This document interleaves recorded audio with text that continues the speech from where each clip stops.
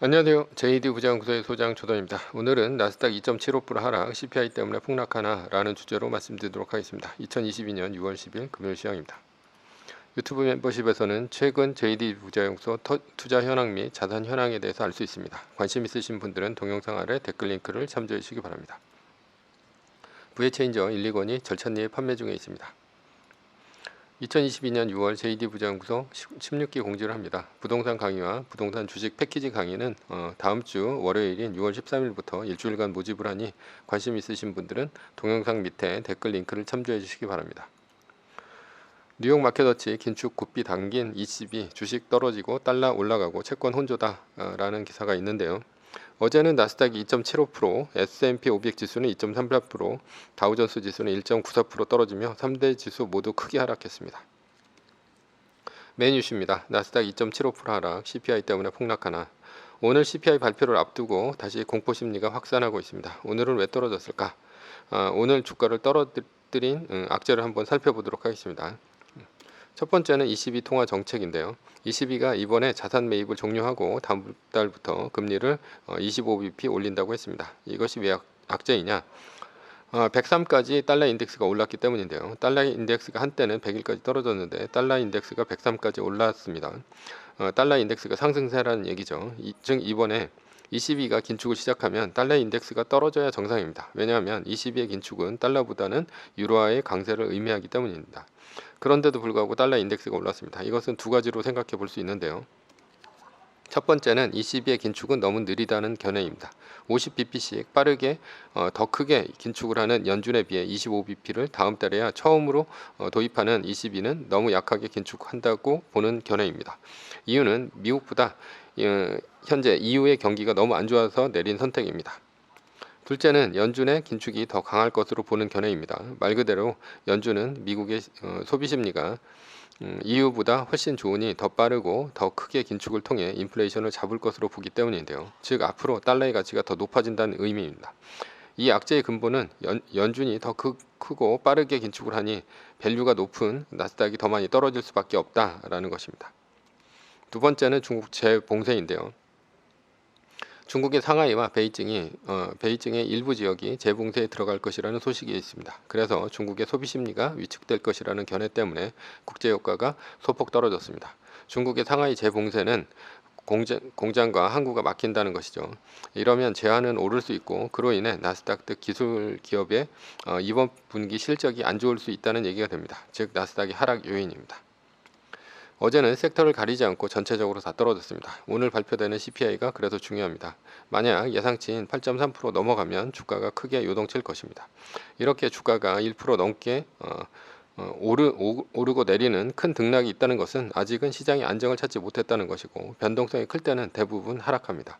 이렇게 변동성이 클 때는 떨어질 때보다 올라갈 때 조심해야 합니다. 그러나 우리는 뉴스로 투자하지 않습니다. 애플 전고점 182.01달러이고요. 말뚝박기는 마이너스 50% 적용했습니다. 127.41달러 이하면 10% 매수를 하는데 이거는 장중 기준이고요. 154.71달러 이상이라면 전량 매수입니다. 이것은 종가 기준입니다. 매뉴얼로 본다면 현재는 애플 50, 달러 50이 정상입니다. 애플이 50%인 이유는 장중에 136.51달러 이하까지 떨어진 적이 있기 때문입니다. 매수 매도 추천은 절대 아닙니다. 결론은 오늘 CPI 이후 주가의 방향이 잡힐 것으로 보입니다. 서브 이슈입니다. 뉴스로 투자하지 않는다. 메인 이슈의 뜻은 무엇입니까? 오늘 주가를 상승하게 하고 하락하게 한 원인에 대해서 말하는 것입니다. 그러니 메인 이슈만 본다면 하루짜리 단기적인 원인과 결과만을 알 수 있습니다. 게다가 이것은 사후 분석입니다. 그래서 주식 투자에는 도움이 안 됩니다. 그래서 가장 멍청한 사람이 오늘 뉴스에 사고 파는 사람입니다. 그러면 중요한 것이 무엇일까? 흐름입니다. 그래도 그것도 중장기적인 흐름에 관한 것입니다. 중장기적인 전망이 의미하는 것은 무엇입니까? 예측입니다. 그런데 예측으로 투자를 하는데 한 번도 안 틀리고 다 맞출 사람이 있을까라는 것이죠. 없습니다. 노스트라다무스도 1999년 지구 종말을 틀렸습니다. 그러니 매일 조변석기하는 뉴스를 바탕으로 예측한다는 것 자체가 얼마나 불가능하고 부질없는 짓입니까? 그래서 예측을 하면 항상 틀립니다. 그러니 틀린 것을 바탕으로 투자를 하면 결국 망할 수밖에 없습니다. 왜냐하면 오늘 주가가 오르면 계속 오를 것 같아 사게 되고요. 오늘 주가가 떨어지면 떨어질 것 같아 계속 팔게 됩니다. 주식 투자 대부분이 심리에 좌우된다는 얘기입니다. 그러니 오르면 사고 떨어지면 팔다가 결국 계좌가 녹습니다. 이것이 예측하고 투자에 망하는 전형적인 유형입니다.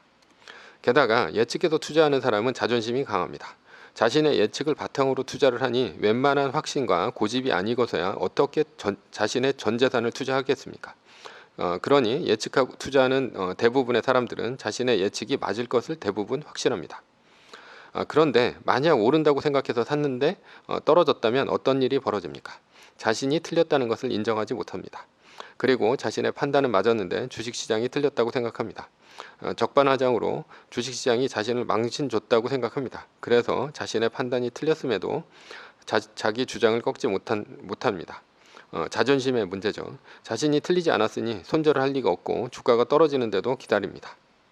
최악의 경우는 자신의 판단이 맞았으나 시장이 미친 것이라고 생각해 물타기를 통해 평단가를 낮춥니다. 더 주식을 사면서 결국 큰 돈이 들어갑니다. 그러나 한번 떨어진 주가는 회복하지 못하고 더 많이 떨어집니다. 시장은 한번 떨어지기 시작하면 반등하는 것이 아니라 더 크게 더 빨리 떨어집니다. 예측하고 투자하는 사람은 그래서 이 주식시장에서 대부분 망하게 되어 있습니다. 그러니 주식은 예측하지 않고 투자하는 것이 최선입니다. 그러면 예측하고 투자하지 않으려면 어떻게 해야 하는가? 대응해야 합니다. 주식이 오르고 내리면 오르고 내리는 대로 떨어지면 떨어지는 대로 투자 방향을 정해 그때그때 조정해 나가야 합니다. 이런 투자 방향이 바로 대응입니다. 떨어지고 파니 한 발 늦을 수 있습니다. 그러나 예측하고 똥꼬주 피우다가 물타기 하면서 망하는 경우는 절대 없습니다. 투자 방향을 조정하는 것은 무엇으로 해야 합니까? 데이터를 기반으로 투자해야 합니다. 예를 들면 나스닥 마이너스 3%가 뜨면 위험의 신호입니다. 4번의 나스닥 마이너스 3%는 공황이죠. 이런 데이터를 모아 의미 있는 이론을 만들어내는 것이 바로 매뉴얼입니다. 메인 이슈는 그날 조변석기하는 뉴스의 원인과 결과일 뿐입니다. 그러므로 하루짜리 뉴스로는 투자하지 않습니다. 원인과 결과만을 분석할 뿐입니다. 메인 이슈의 뉴스 방향이 바뀌었다고 전망이 바뀐 것은 절대 아닙니다. 왜냐하면 메인 이슈는 뉴스 분석이지 전망, 즉 예측이 아니기 때문입니다. 메인 이슈는 그날의 주식시장에 오르고 떨어진 심리만을 사후 분석하는 것뿐입니다. 결론입니다. 투자는 매뉴얼로 합니다. 매뉴얼은 40년간의 나스닥 데이터를 바탕으로 만들어진 극도의 위험 회피 법칙입니다. 매뉴얼이 크게 벌 수는 없겠지만 위험할 때 어떤 일이 있어도 절대적으로 망하는 일은 없습니다. 마이너스 3%가 떠서 파는데 어떻게 망합니까? 망하는 것은 위험할 때 안 팔아서 대부분 망합니다. 매뉴얼 없이 예측으로만 투자했다면 대부분의 계좌는 수익률 반토막 나서 징징쇼 준비하고 있을 것입니다. 매뉴얼의 중요성을 오래 확실히 깨달았을 것입니다. 매뉴얼입니다. 세계 1등 주식은 전고점 대비 2.5% 떨어질 때마다 10%씩 팔면서 리밸런싱을 하다가 나스닥 마이너스 3%가 뜨면 말뚝을 박는 것입니다. 그러다 반등이 시작되면 V자 반등 리밸런싱을 하면 됩니다. 자세한 내용은 JD부자연구소 다음 카페를 참조하시거나 동영상 밑에 리밸런싱 말뚝박기 댓글 링크를 참조하시기 바랍니다. 전제는 세계 1등 주식은 우상향 합니다. 위의 상황은 매뉴얼일 뿐입니다. 따를 사람은 따르고 참고할 사람은 참고하시면 됩니다. 주식을 사고 파는 것에 대한 모든 책임과 이득은 본인에게 있습니다. 매뉴얼을 지키려면 머리를 쓰지 말고 머리를 쓰려면 매뉴얼을 지키지 맙시다. 오늘은 나스닥 2.75% 하락, CPI 때문에 폭락하나 라는 주제로 말씀드렸고요. 지금까지 JD부자연구소의 소장 조던이었습니다. 컨텐츠가 좋았다면 구독, 좋아요, 알람 설정 부탁드립니다. 지금까지 들어주셔서 감사합니다.